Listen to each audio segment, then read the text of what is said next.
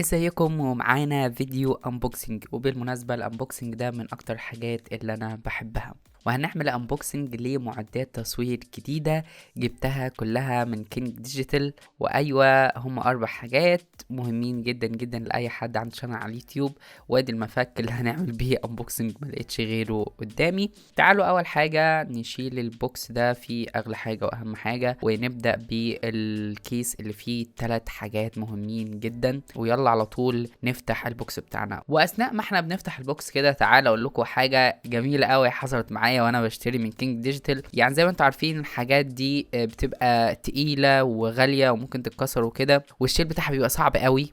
فربنا يعني بيوقف الواحد ولاد الحلال في سكته. فكان في واحد لقاني شايل الحاجة دي ومتعذب بيها ومش عارف اشيلها ازاي، لان حاجات كتيرة. وبالمناسبة كان معايا شنط سفر كمان وانا بشتري الحاجات دي. فلقيته بيداني بلاستر ولزقهم لي حلو كده، وعمل لي كمان يد ليهم بالبلاستر ده علشان اعرف اشيلهم بسهولة. فلو هو بيشوف الفيديو ده انا حابب اشكره جدا جدا على المساعدة اللي هو عملها لي دي. واخيرا اهو فتحنا الكيس بتاعنا وهو جواه 3 حاجات. دي اول حاجة، ودي الحاجة التانية، وادي الحاجة التالتة. تعالوا بعد كده نركن الحاجتين دول على جنب، ونبدأ بأول ستاند معانا اللي هو البوم ستاند. والبوم ستاند بكل بساطة هو ستاند بتقدر تشيل عليه إضاءة وكاميرا، وبيخليك تصور بزوايا كتيرة جدا. أهمهم بالنسبة لي إن أنا هيخليني أقدر أحط الكاميرا وأصور زاوية 90، وده اللي هعمله بالمناسبة كمان شوية عشان تشوفوا الترابيزة بقى ونعمل أنبوكسنج شبه احترافي. ادي البوم ستاند بيجي جوه شنطة حلوة كده علشان يعني تشيلوا فيها بسهولة. بعد ما بتفتح الشنطة بتلاقي جواه اول حاجة الكيس ده بتحط فيه رملة. دي شنطة بتمرها رملة عشان تعمل يعني تقل الستاند من ناحية علشان ما ياخدش الكاميرا او الاضاءة ويقع. وبعد كده بيجي الستاند نفسه. وادي الشنطه، يلا ملهاش لازمه دلوقتي هنرميها.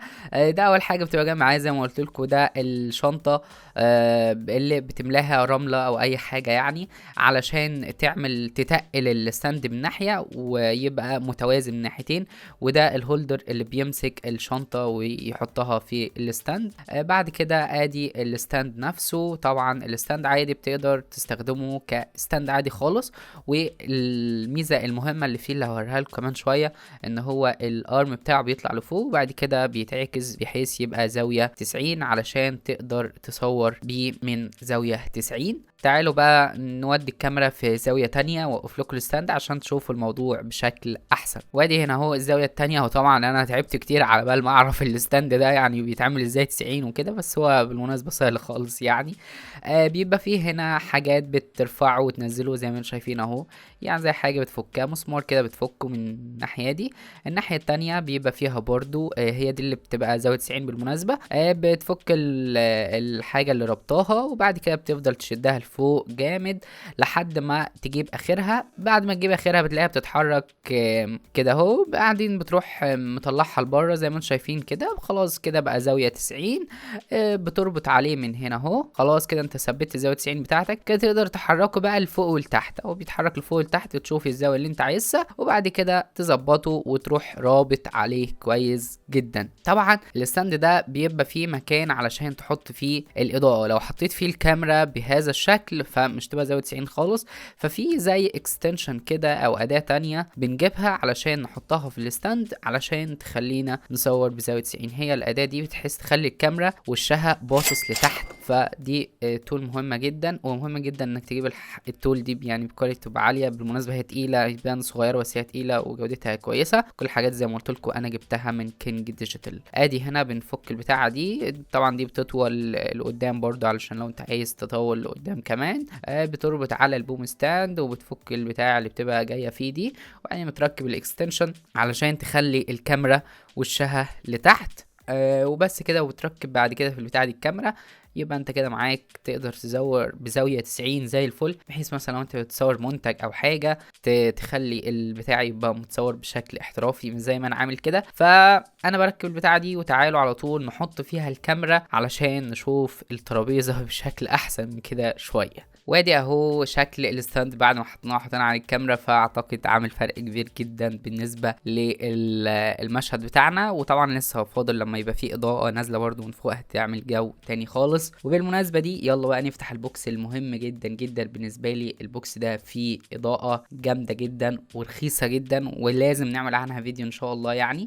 فيلا من غير ما نتحمس اكتر من كده نفتح البوكس ده. والبوكس ده بالمناسبه فيه الجودكس SL60W، وهو اضاءه حلوه جدا وللاستخدام بتاعنا اللي هو الناس بتصور فيديوهات على اليوتيوب وكده، فده ممتاز جدا، اضاءه احترافيه قوي وسعرها مش غالي وبتطلع كميه اضاءه كويسه. ادي البوكس اهو فيه كارت ملناش دعوه بيه، وفيه برضو ضمان بالصيني برضو ملناش دعوه بيه، وكمان في كتالوج بالصيني برضو ملناش دعوه بيه. تعالوا بقى نفتح الجودكس نفسه ونشوف ايه اللي موجود جوه. اول حاجه بنلاقي كابل الباور، والكابل يعني فيش عاديه من اللي بتيجي في مصر، وهو طويل جدا جدا جدا بالمناسبه. والناحيه التانية اللي بتركب فيه الجودكس بتاعنا، وبيجي معاه زي حاجه يعني هي يعتبر بتركز الاضاءه في حته معينه، وبالمناسبه هي مصنوعه من الالومنيوم، فهي كويسه لو انت عايز تركز الاضاءه في حته معينه. عليها استخدامات بس مش كتيره، هنشوف دلوقتي ان احنا جايبين له حاجه تانية علشان نستخدمه بيها. تعالوا بقى نطلع ال SL60W بتاعنا. الاسعار طبعا كلها هتلاقيني بكتبها لكم عشان انا مش في ايدي الفاتوره دلوقتي. ادي الجودكس SL60W حلو جدا بالمناسبه، هو وزنه يعتبر متوسط، لا هو تقيل ولا هو خفيف، فمعظم الاستنداد بتاع الاضاءه هو بيشتغل عليها كويس، وهو محطوط عليه الدوم او الاوكتا. نودي بقى الكرتونه على جنب شويه، وتعالوا بعد كده نفك الكابل بتاعه ونوصله بالكهرباء علشان نشغله. تعالوا بقى نوصل الكابل في الجودكس بتاعنا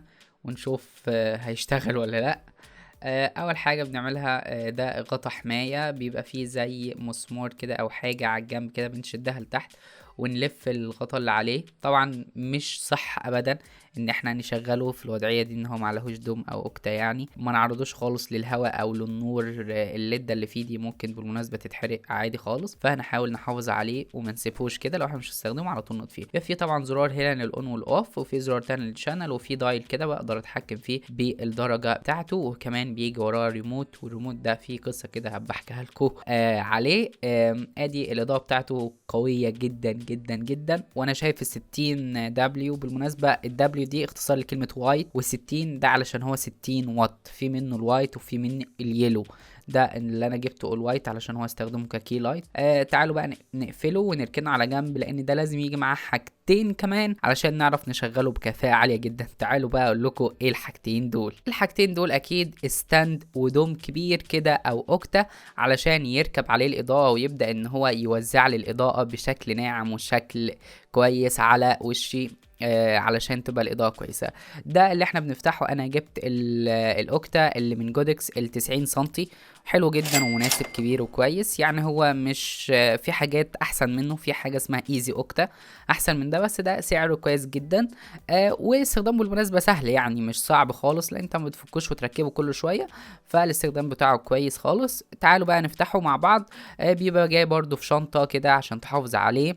وادي الدوم بيبقى جاي على طول بيركب في الستاند على طول، مش محتاج اي حاجه، هو من جودكس والاضاءه اصلا من جودكس، فالاتنين بيركبوا على بعض بسهوله شديده جدا.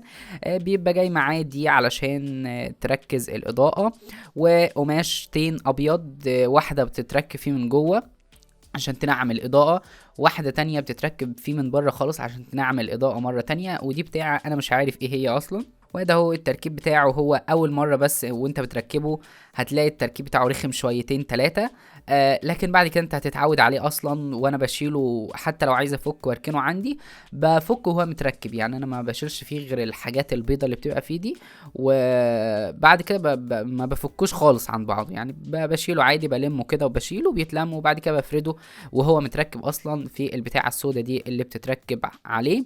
طبعا دي طلعت عيني عشان اول مره اركبها، بس اوعدك ان بعد ما تركبها اول مره الموضوع هيبقى سهل جدا جدا بالنسبه لك. وهو زي ما انتم شايفين البتاعه اللي انا ماسكها دي بتنزل لتحت جامد، عامله زي بتاعه الشمسيه بالظبط، نفس الفكره بتاعه الشمسيه اللي هي بترفعها لفوق عشان الشمسيه تثبت، بس دي بتنزلها لتحت برضه اهو علشان بيبقى فيها مكان كده تلوك عليه وبتبدا بقى تركب البتاع السود. طبعا انت في الاول هتركب البتاع السودا دي، بعد كده تلوك عليها تلاقيها اتفرشت معاك، تركب الطبقتين من القماش الابيض ده، وبعد كده تركب الحاجه اللي هي بتركز الاضاءه في وشك، بيسموها بالمناسبه حاجه زي خليه النحل. فهنقعد بقى نركبها ويطلع عينينا، بس ده في اول مره بس بالمناسبه، وبعد كده ارجع لكم تاني. وكده علشان الاضاءه تشتغل، اول حاجه عملنا الاوكتا اللي من جودوكس. تاني حاجه طبعا محتاجين ستاند للاضاءه، وانا جبت هنا ستاند حلو خالص. وفي اوبشن عجبني جدا جدا برضو. الجميل ان كل الحاجات بتبقى جايه معاها شنطه علشان تحميها، وكمان لو انت هتتنقل بيها وكده الموضوع يبقى سهل جدا. ده لايت ستاند لذيذ جدا، وفي حاجه هوريها لكم دلوقتي. تعالوا بس الاول نطلعه من الشنطه اللي هو جاي فيها. ادي الستاند، الطول بتاعه بالمناسبه حلو جدا جدا.